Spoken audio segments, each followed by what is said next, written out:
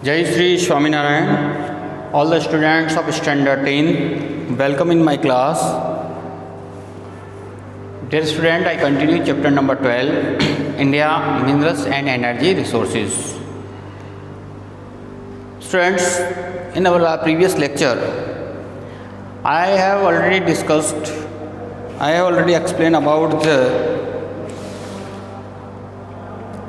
minerals, classification of minerals, iron ore, manganese, copper, bauxite, mica lead, limestone, mineral of energy resources, coal, mineral oil and natural gas. Today I am going to explain about non-conventional energy resource. Non conventional energy resources के बारे में आज हम पढ़ने जा रहे हैं। Resource like coal और mineral oil are available in limited quantity. Coal और जो मिनरल ऑयल है वो हमें कम मात्रा में मिलती हैं, लिमिटेड मात्रा है हमारे लिए। Attempts start to conserve them for longer time, उन्हें हमें लंबे समय तक चलाने के लिए उस कंजर्व करने की ज़रूरत है। इसलिए उसके लिए हमने alternate wind energy, solar energy, biogas, tidal energy, geothermal energy are included as alternative resource, एक अल्टरनेटिव रिसोर्स के रूप में हमने रखेंगे। These are renewable energy resource, ये जितने भी रिसोर्सेज हैं दे ऑल आर रिन्यूएबल, जिनको हम वापस से रिप्रोड्यूस कर सकते हैं। प्रचुर मात्रा में हमको सोलर एनर्जी मिलती है, विंड से हम लोग प्रोड्यूस कर सकते हैं, बायोगैस प्रोड्यूस कर सकते हैं, जियोथर्मल एनर्जी है वो का यूज़ कर सकते हैं, टाइडल एनर्जी। तो इनके लिए हमारे दूसरे जो कन्वेंशनल एनर्जी रिसोर्सेज हैं उनमें उनको बचाने के लिए इनका ज़रूरत है, अल्टरनेटिव है।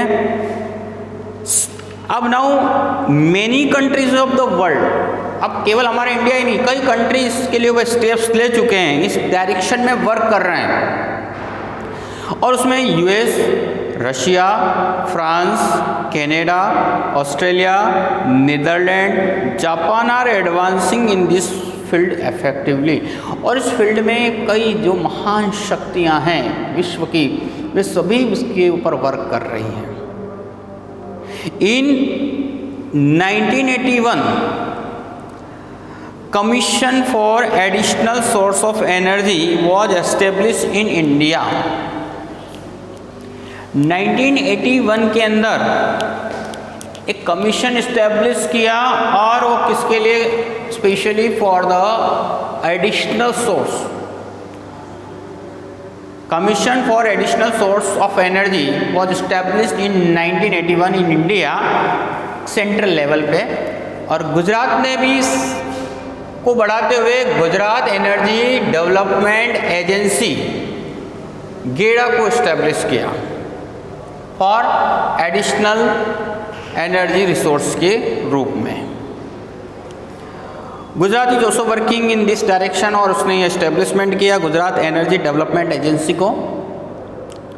अब now first we are going to discuss about the solar energy.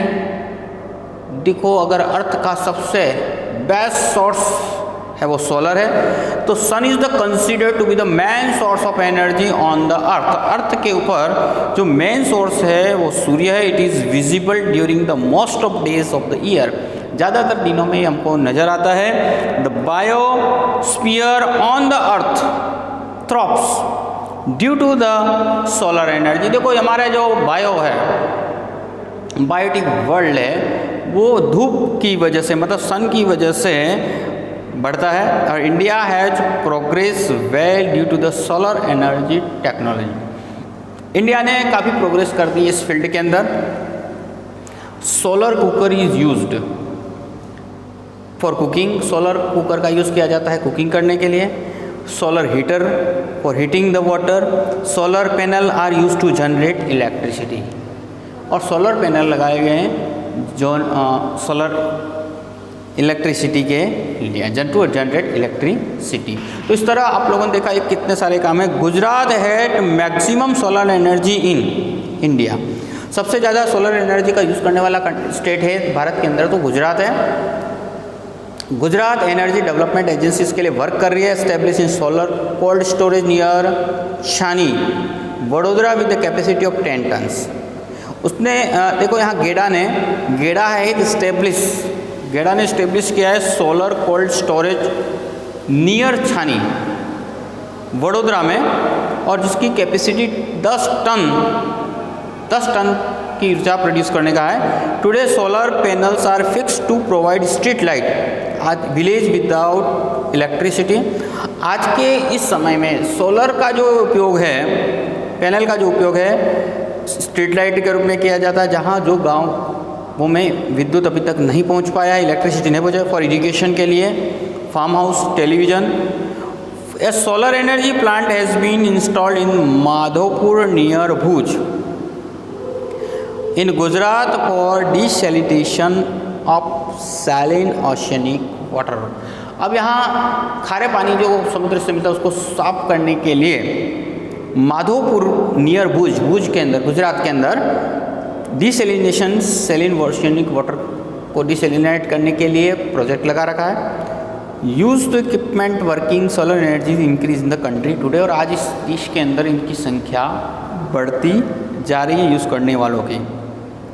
तो इस तरह हमारे सोलर एनर्जी बहुत ही फ्री में मिलने वाला सोर्स, सबसे बड़ी बात तो इक्विपमेंट्स बेटर लेवल के हमारे बनते ही जा रहे हैं, और ये अतिरिक्त हमें ऊर्जा प्रदान करने का सोर्स है। इसके बाद में आता है wind energy. The sun provide heat energy on the surface of the अर्थ।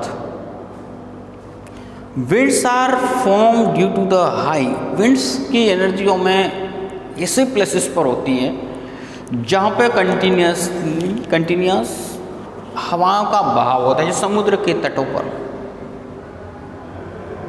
ऐसा मतलब वर्टिकल वे में उसके फैंस लगाए जाते हैं और जिसके के रोटेशन से एनर्जी प्रोड्यूस होती है। Winds are form due to the high and low pressure pockets form the atmosphere in our country. हमारे कंट्री के अंदर wind energy is obtain through the wind mills. ये विंड मिल से कहाँ से मिलती है? सी कोस्ट, जहाँ हमारे सी कोस्ट एरिया में हमको ओपन स्पेस जहाँ खुले हैं। India has become 5th country in the world. Bharat का 5वां स्थान हो चुका है in the world to produce energy through wind. Energy wind से एनर्जी प्राप्त करने वाला 5वां बड़ा देश। अब ये खास करके देखिए जो कोस्टल रीजन वाले स्टेट्स हैं वहाँ पे ज़्यादातर विंड लगी है। उसमें Gujarat, Tamil Nadu, Maharashtra, Andhra Pradesh, Orissa, Karnataka, Madhya Pradesh and Kerala state in India produce wind energy. Gujarat के अंदर wind farm operation at Lamba village near Jamnagar and at sea coast near Mandvi in Kutch. Gujarat के अंदर विंड फार्म जहाँ दो, ये तो कई जगह पर लगे हुए, लेकिन मेनली जो operated at Lamba village near Jamnagar में और at the sea coast near Mandvi in Kutch. Electricity is generate at the wind mills found in the Devbhumi, Dwarka, Jamnagar, Rajkot, Porbandar district. इन डिस्ट्रिक्ट्स के अंदर भी यहाँ पे कई ऐसे विंड मिल जनरेट करने के लिए लगाए हुए हैं, इलेक्ट्रिसिटी जनरेट करने के लिए लगाए हैं। तो इस तरह विंड एनर्जी, विंड से भी हम एनर्जी प्रोड्यूस कर सकते हैं और ये भी हमारे लिए एक एडिशनल सोर्स फॉर एनर्जी है, एक अच्छा एडिशनल सोर्स है। और लेकिन मोस्टली ये जो इन फॉलोइंग एरियाज़ किस एरिया में होंगे? जहाँ पे समुद्री का तट क्षेत्र हो, जहाँ पे हवाएं कंटिन्यूसली चलती हों। नाउ नेक्स्ट में we are going to discuss about the biogas,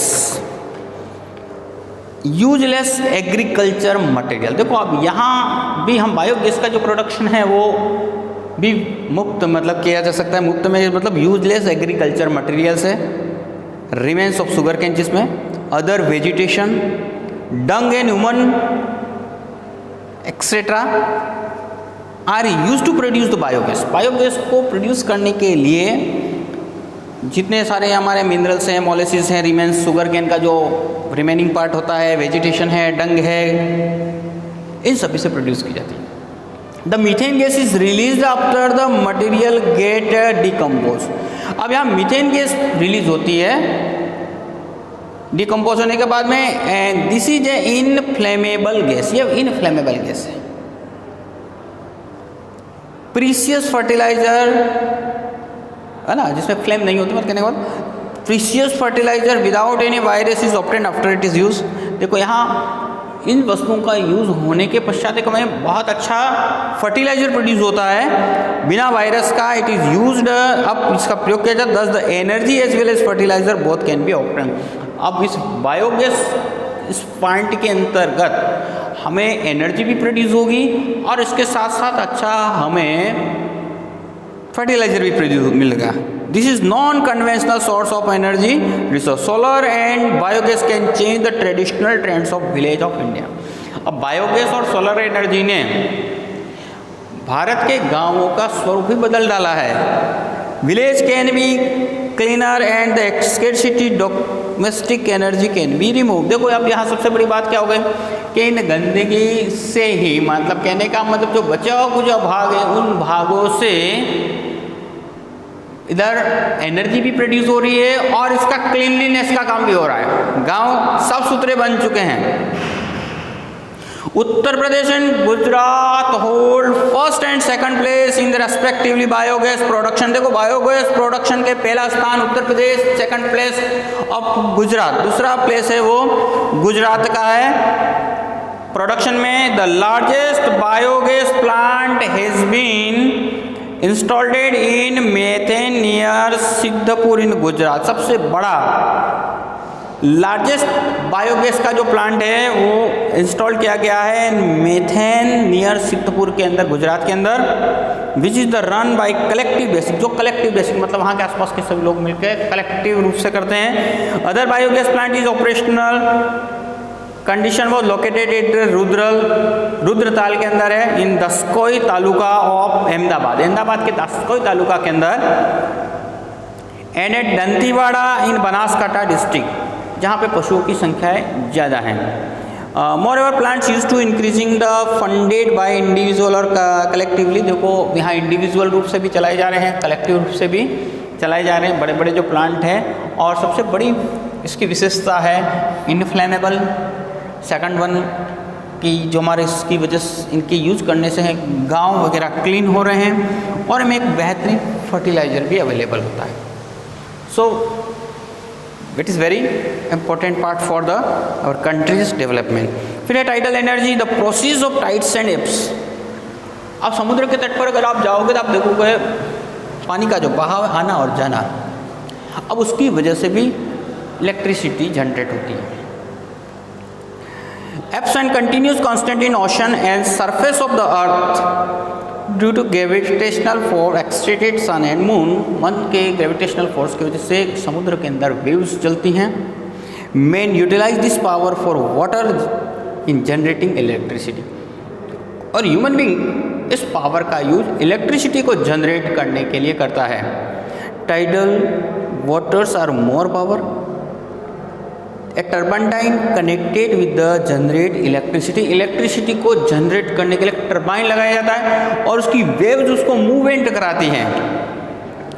1910 के अंदर France started project to get electricity with help of tides and ebbs, tides और एब्स केप से। 1910 के अंदर फ्रांस ने इस प्रोजेक्ट को स्टार्ट किया।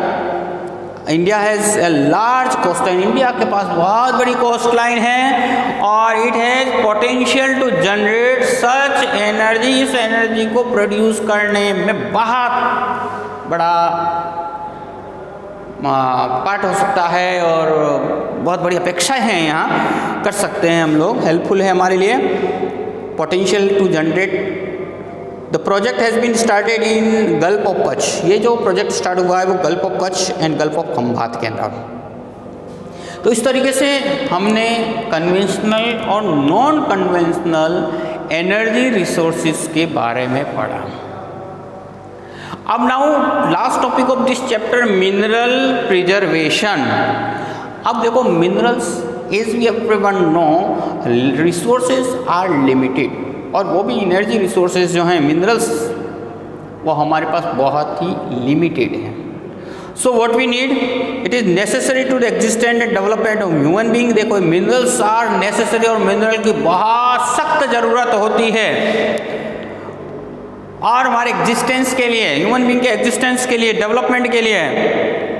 बट प्रॉब्लम इज व्हाट, आज हम लोग उसका अनसाइंटिफिक वे से विदा केयरलेसली हम इसका यूज़ कर रहे हैं। सो व्हाट वुड हैपन, क्या होगा, what will happen, do you know, एक दिन ऐसा आएगा कि मिनरल्स खत्म हो जाएंगे और नेक्स्ट जनरेशंस को हो सकता है विदाउट मिनरल्स के लिए में रहना पड़ता है। सो आज सबसे बड़ा सोचने की बात है how to preserve this mineral. इन मिनरल्स को हम कैसे प्रिजर्व करें विदाउट इन कॉम्प्रोमाइज, मतलब तो उसके लिए देखिए तो man himself has to think about the certain points about this. इसके बारे में ह्यूमन बीइंग को सोचना है। Man has think some aspect about the preservation of minerals. What is preservation, तो द इफिशिएंट वेल प्लान। देखो अब उसके लिए हम उसका यूज़ ना करें, छोड़ दें, ऐसा नहीं, हमें उसको प्लानिंग के साथ में यूज़ करना है। तो व्हाट इज द प्रिजर्वेशन, क्या है, the efficient and well plan use of mineral, है ना, एक एफिशिएंट और सही तरीके से यूज करना प्रिजर्वेशन ऑफ मिनरल्स कहलाता है। And today every nation wants to increase the export in on development. हर कंट्री अपना क्या चाहता है, ज़्यादा से ज़्यादा डेवलपमेंट चाहता है। Minerals are used in the unrestricted manner of exploitation. और आज हम बिना कुछ सोचे समझे, अनरेस्ट्रिक्टेड, बिना रुकावट के कई हम अनाप शनाप इन मिनरल्स का हम यूज़ कर रहे हैं। आज हमें बहुत ही ज़रूरत है, इट इज नेसेसरी, है ना। This is why the preservation mineral has become necessary. अब इसकी कुछ रेमेडीज़ हैं, इसके कुछ उपचार हम कैसे बचा सकते हैं। तो यूज़ प्रॉपर टेक्नोलॉजी, हमें क्या करना चाहिए, प्रॉपर टेक्नोलॉजी का यूज़ करना चाहिए।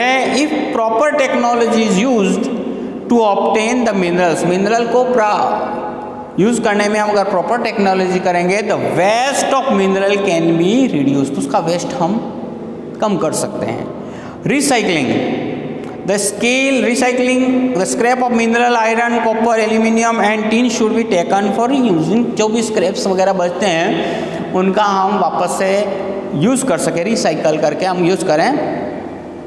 Alternative use of mineral, minerals का हम अल्टरनेट यूज़ ढूंढें। जिस तरह अभी हमने